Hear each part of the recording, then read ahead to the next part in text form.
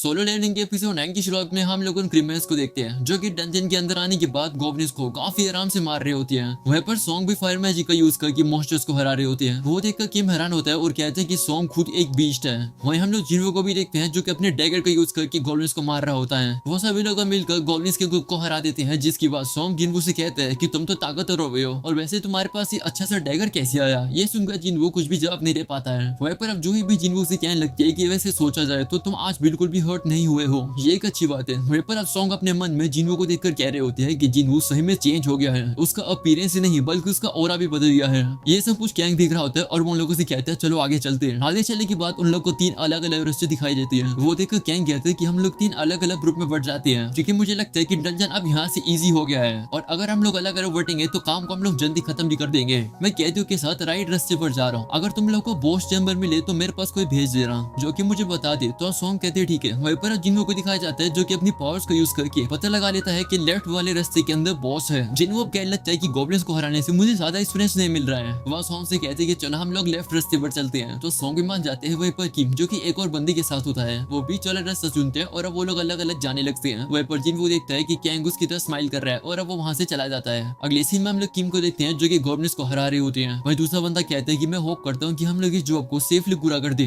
तो किम कहता है हाँ वो तो हम लोग करेंगे ही, क्योंकि हम लोग कमजोर हंटर है और कमजोर हंटर को सिर्फ लो रैंक के डंजन में ही भेजा जाता है। ये सुनकर वो बंदा कहते हैं कि पिछली बार भी हम लोगों ने यही गलती कर दी थी और तुम्हें पता है ना कि क्या हुआ था हमारे साथ। तो अब किम कहते हैं हाँ वैसे मैंने डिसाइड कर लिया कि जब ये रेड ओवर हो जाएगी तो मैं चाहता हूँ जिन्हों से माफी मांगूंगा। तुम भी उससे माफी मांगना चाहते हो ना, क्योंकि हम लोग उसे अकेला छोड़कर भाग गए थे, भले हम लोग हमारी फैमिली के लिए क्यों ना भागे थे। तो इसका ये मतलब नहीं है कि हम लोग दूसरों को अकेला छोड़कर भाग जाएंगे। ये सुनकर वो बंदा कहता है कि क्या तुम्हें लगता है कि जिन्हों हमें माफ कर देगा। तो सॉन्ग कहते हैं कि चांसेस कम है लेकिन फिर भी मैं माफी मांगूंगा।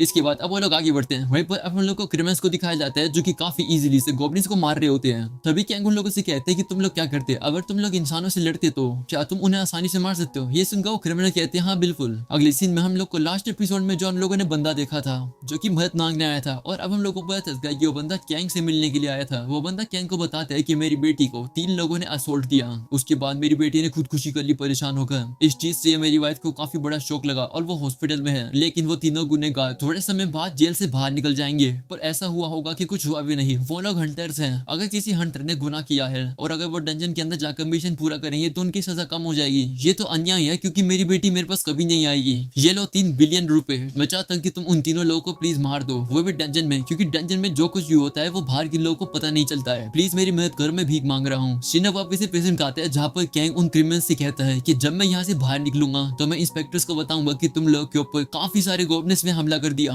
जिसके कारण तुम सभी लोग मारे गए। सीना शिफ्ट होता है जहाँ पर हम लोग किंग और उसके साथी को देखते हैं जो कि केव के अंदर आते आते वो लोग कैंग की जगह पर पहुंच जाते हैं जहाँ पर कैंग होता है। वही किम ये देखकर हैरान हो जाते हैं कि वो जो 2 क्रिमिनल्स थे वो तो मरे हुए हैं और वहीं पर तीसरे बंदे को किम ने गले से पकड़ रखा है। वो उस क्रिमिनल से कहता है कि मुझे कहा गया है कि तुम्हें मारने से पहले मैं काफी ज्यादा तड़पाऊं। तभी किंग कैंग से कहते हैं कि तुम्हें क्या कर रहे हो। उन्हें देखकर कैंग कहते हैं इसका मतलब वो जो 2 केव थी वो आपस में मिली हुई थी, पर इसका मतलब है कि जो लेफ्ट वाला रास्ता था वहाँ पर बॉस है। चलो अच्छा है कि मेरा काम ज्यादा नहीं बढ़ा। ऐसा बोलने के बाद अब वो उस क्रिमिनल को मार देता है। कैंग अब किम और उसके साथी के पास आने लगता है और कहता है कि लगता है मुझे अपने प्लान को थोड़ा सा चेंज करना होगा। अगले सीन में हम लोग जिन्हो को देखते हैं जो कि सोच रहा होता है कि कैंग वही पर्सन है जो कि हॉस्पिटल में मुझसे मिलने आया था। मैं होप करता हूँ कि कैंग मुझे ना पहचाने कि मैं कौन हूँ। तभी अचानक से उन लोग को किसी की चिल्लाने की आवाज आती है और अब वो लोग वहीं जाते हैं जहाँ पर आवाज आई थी। वो लोग अब देखते हैं कि सारे क्रिमिनल्स तो मरे हुए हैं। वो अब सॉन्ग जगह देखते हैं कि किम के साथ जो साथी था वो भी मरा हुआ है। तभी हम लोग को किम को दिखाया जाता है जिसकी काफी ज्यादा बुरी हालत हो चुकी है। उसे देखकर जिन्हो काफी घबरा जाता है और अब वो जूही से कहते हैं कि किम को हील करो। वहीं पर जूही काफी ज्यादा डरी हुई होती है लेकिन फिर भी वो जाकर किम को हील करने लगती है।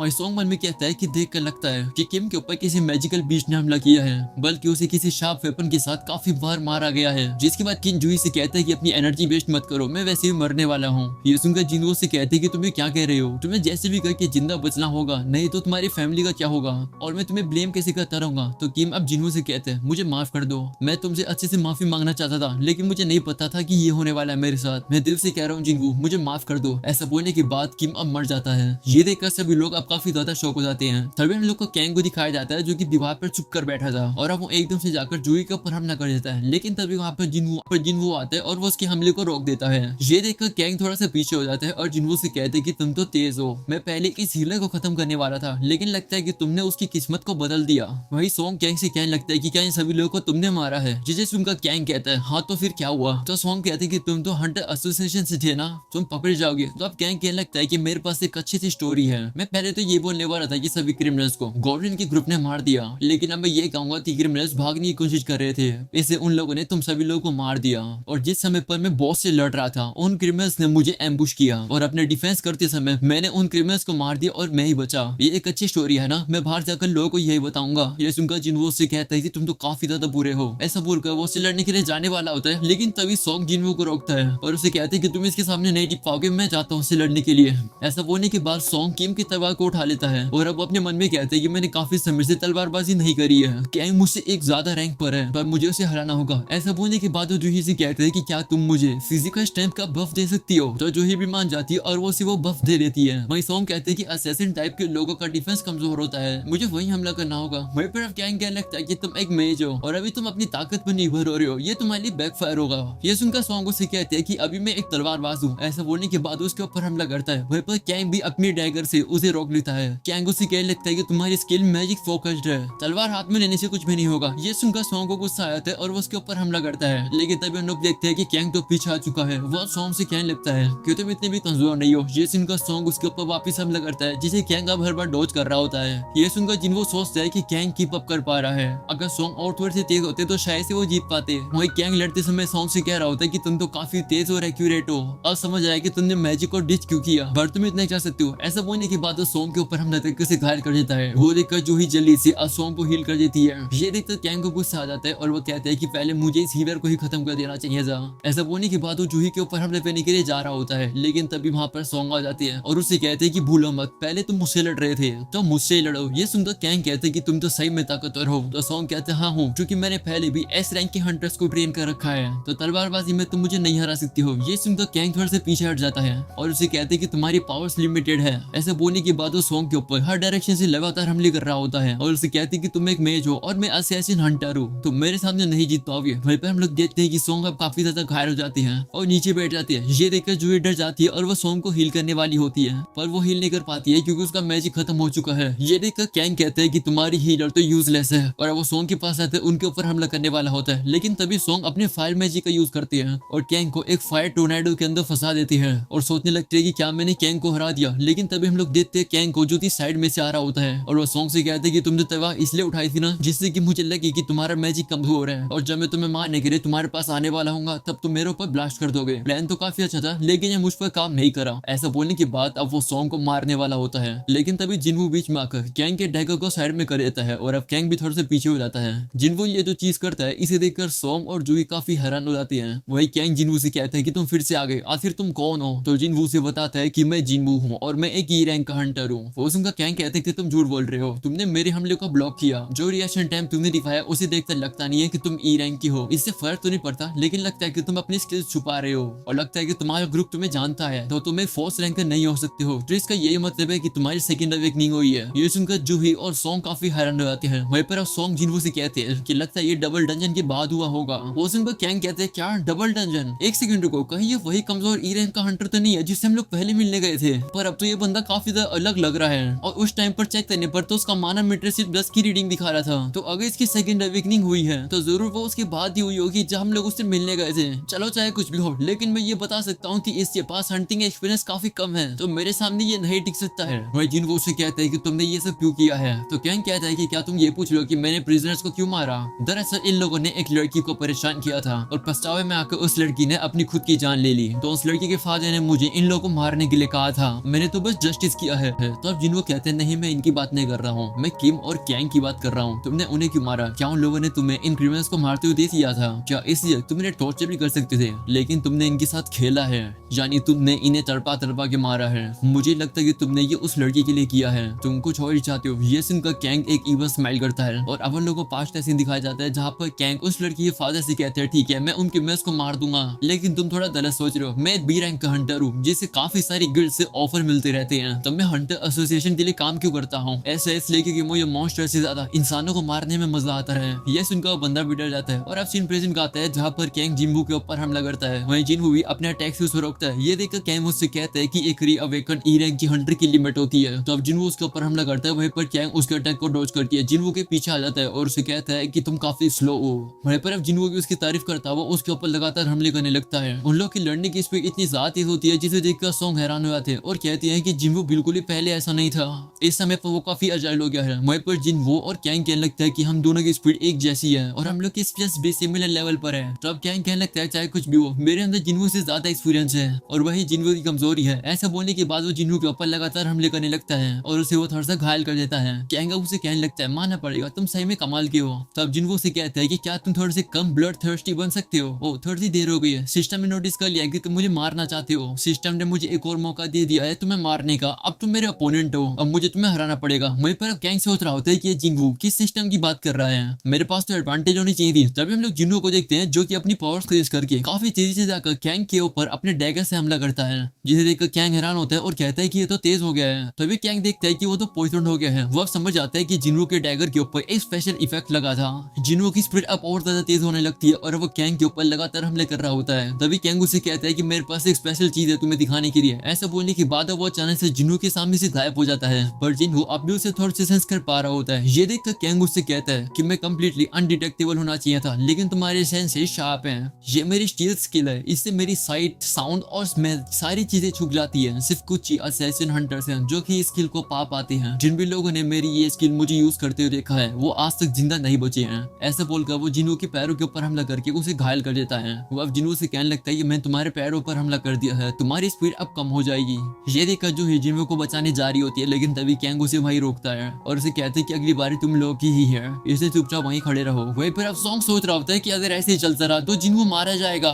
जिसके बाद कैंग जिन्वो से कहता है कि क्या तुम अब मेरे अगले हमले से बच पाओगे, क्योंकि तुम्हारी लेग तो अब इंजर्ड हो चुकी है। वो सिंह जिन्वो से कहते हैं क्या तुम्हारी बकबक खत्म हो गई है। जिसके बाद जिन्वो फुल रिकवरी का यूज करके अपने पैर की चोट को हील कर लेता है, वो ही पूरी तरीके से। ये देखकर कैंग हैरान हो जाता है कि जिन्वो ने अपनी चोट को इंस्टेंटली हील कर लिया। वो कहते हैं कि मैंने कभी भी एक कॉम्बैट हंटर के बारे में नहीं सुना है जो कि हीलिंग मैजिक भी यूज कर सकता है। आखिरकार इसके पास क्या क्या बचा है, इसे प्रिडिक्ट करना काफी इम्पॉसिबल है। ये बंदा तो काफी खतरनाक है। वहीं अब जिन्वो कैंग से कहते हैं कि मेरा एक और इमोशन गया, अब तुम जैसे पर्सन को मारने के लिए मुझे गुस्सा होने की भी जरूरत नहीं है। ये सुनकर कैंग समझ जाता है और उसे कहते हैं ओ तो तुमने पहले भी लोगों को मारा हुआ है। ये सुनकर सॉन्ग और जूही काफी शौक हो जाते हैं। वहीं सॉन्ग अब अपने मन में कहते हैं कि मुझे अब पता चला पक्के से जिन्वो फोर्स हुआ होगा ग्रेट डिसीजंस लेने के लिए, इसकी वजह से वो चेंज हुआ है। वही कैंग कहने लगता है कि जब हंटर अवेकन होते हैं और उन्हें सुपर नेचुरल एबिलिटीज मिलती है और वो लोग फिर डंजन में जा पाते हैं। डंजन एक ऐसी जगह है जहाँ पर कोई भी कानून नहीं है, जो ताकतवर होता है वही टॉप पर आता है। ऐसा बोलने के बाद वापिस से कैंग अपनी स्टेल्थ एबिलिटी का यूज करता है और गायब होकर जिन्वो के ऊपर हमला करने लगता है, पर अब जिन्वो उसके हमलों को काफी इजीली से रोक रहा होता है। ये देखकर कैंग हैरान हो जाता है और कहता है कि ये तो मेरी ब्लड लस्ट को ट्रैक कर रहा है। कोई बात नहीं, वैसे ये नहीं पता चलेगा कि मैं कौन से डायरेक्शन से आ रहा हूँ। वो अब जिन्वो के ऊपर हमला करने के लिए आ रहा होता है, तभी जिन्वो अपनी एक मर्डरस इंटेंस स्किल को यूज करता है और अब कैंग के चारों तरफ अंधेरा आ जाता है और उसके सामने उसे एक ईवल आंखें दिखती है और अब उसे पता भी नहीं चलता है कि जिन्वो कब आकर उसके सीने में डैगर मार देता है।